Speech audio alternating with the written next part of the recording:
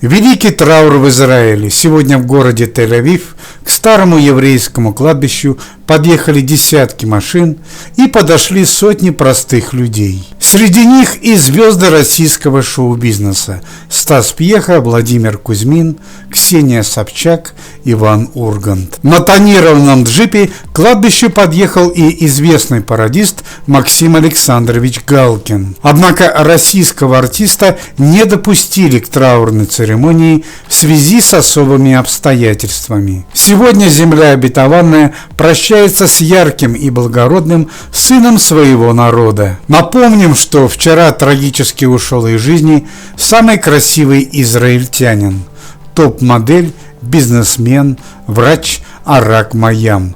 Настоящее имя Нир Лави. Однако за последние 3 недели Арак Майям прославился больше как последний возлюбленный Аллы Борисовны Пугачевой. О их нашумевшем романе не слышал лишь ленивый. Чуть позже к кладбищу подъехал серебряный лимузин, и из машины появилась она, примадонна советской и российской эстрады. Алла Борисовна была в черном траурном платье, она что-то сказала своему мужу, которого не пустили на церемонию, и направилась к траурной процессии. Пугачева сдерживала себя до последнего, но, подойдя к могиле, разрыдалась. В связи с тем, что Арак утонул в Средиземном море, его лицо было закрыто белой простыней.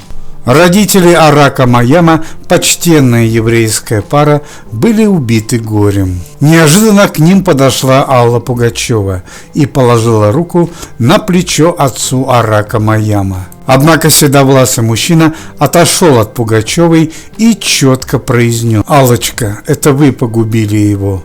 Наш мальчик был влюблен в вас с самого детства». Напомним, что Арак Майям впервые увидел Аллу Пугачеву в 1996 году во время сольного концерта певицы в городе Тель-Авив. 8-летний Арак подбежал к Алле и вручил ей букет цветов. С тех самых пор жизнь Нир Лави изменилась.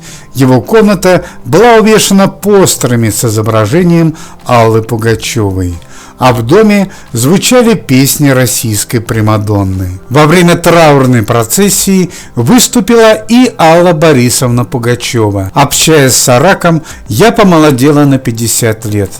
Он подарил мне 2 недели дивного счастья.